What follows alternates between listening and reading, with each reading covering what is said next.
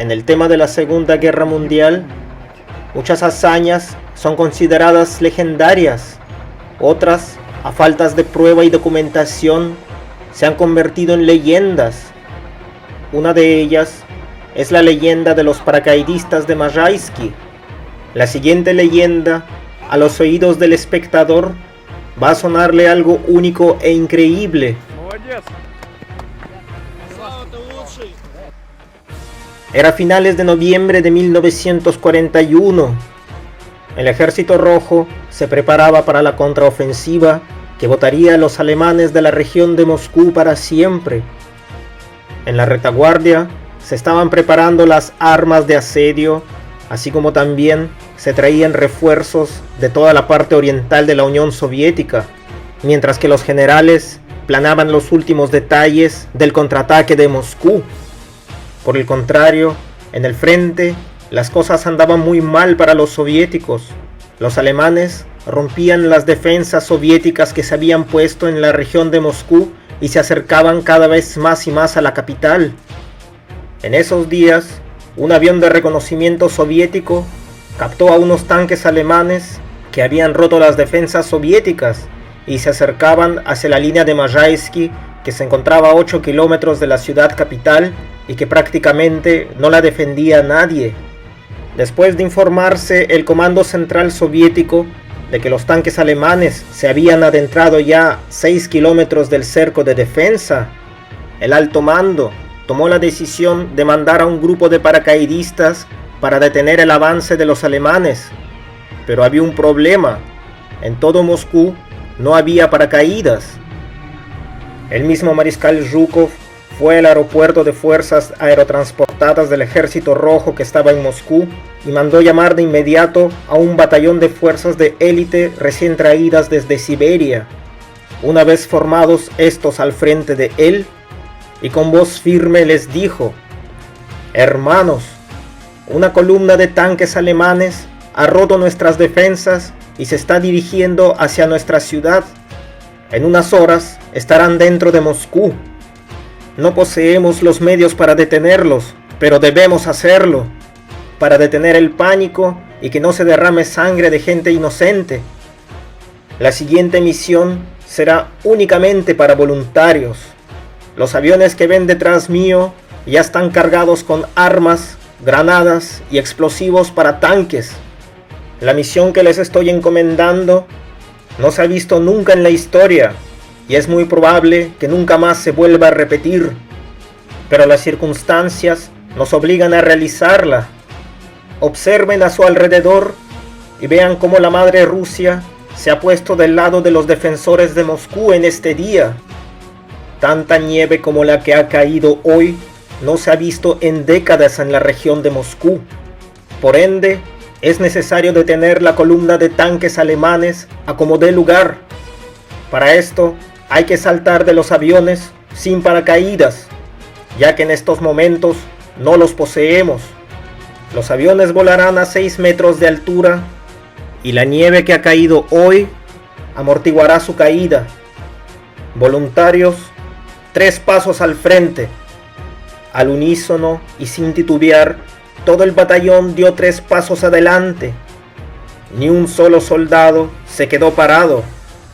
A lo que el mariscal Zhukov respondió: «Soldados como ustedes no hay y no habrá en ningún ejército del mundo. No me imagino ni a los alemanes, ni a los ingleses, ni mucho peor a los estadounidenses, saltando sin paracaídas de un avión por salvar a su patria». Después dio la orden de armar a los soldados siberianos con los equipos de armas antitanques, y mientras estos se armaban, poco a poco iban subiendo hacia los aviones TB-3, y que estos a su vez iban despegando de una manera lenta y pesada. Durante el viaje, los pilotos divisaron la columna de tanques alemanes yendo a toda velocidad hacia la ciudad de Moscú, así que bajaron la velocidad de sus aviones al máximo y empezaron a descender. Se dio la orden a los paracaidistas de prepararse para saltar. Quiero recalcar que saltar de los aviones TB-3 se consideraba en ese momento toda una hazaña acrobática, ya que el paracaidista tenía que primeramente salir del avión y subirse al ala, y después saltar desde el ala del avión, y esto teniendo en cuenta que no tenía paracaídas, a la vez que llevaba un equipo muy pesado de armas antitanques. Los alemanes, sorprendidos, veían cómo los aviones soviéticos volaban tan bajo que hasta les daba la sensación de que podían engancharlos con sus bayonetas. Así como de las alas de los aviones empezaron a saltar soldados vestidos de color blanco. Estos caían a la nieve profunda que había caído durante toda la noche. Después se levantaban y al grito de ¡hurra! Iban al ataque. Los alemanes se quedaron parados, presos de la perplejidad, viendo toda esta escena.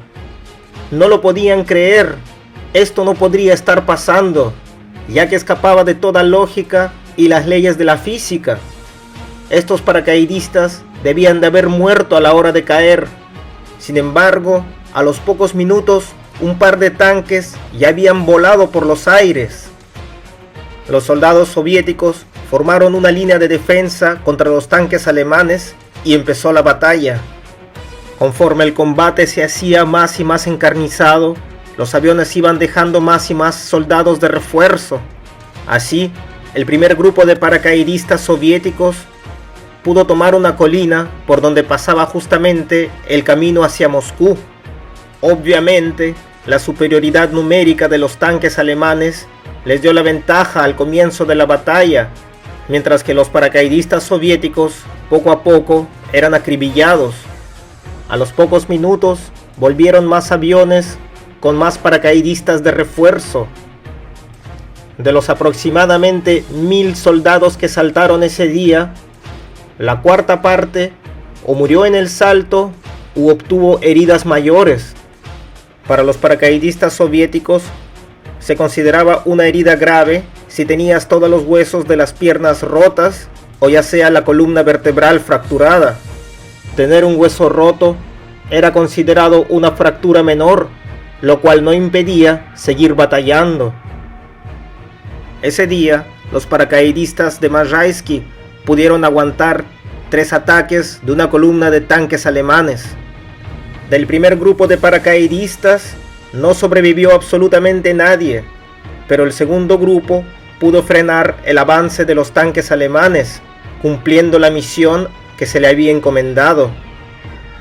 Por la noche, de los 1000 soldados que habían saltado ese día, quedaban no más de 100 y estaban rodeados por los alemanes. El comandante envió a un emisario para que dé el mensaje a Moscú de que los paracaidistas de Majaysky habían cumplido su misión y que se estaban preparando para tomar al enemigo por sorpresa. La primera línea de defensa de los alemanes fue destruida con granadas.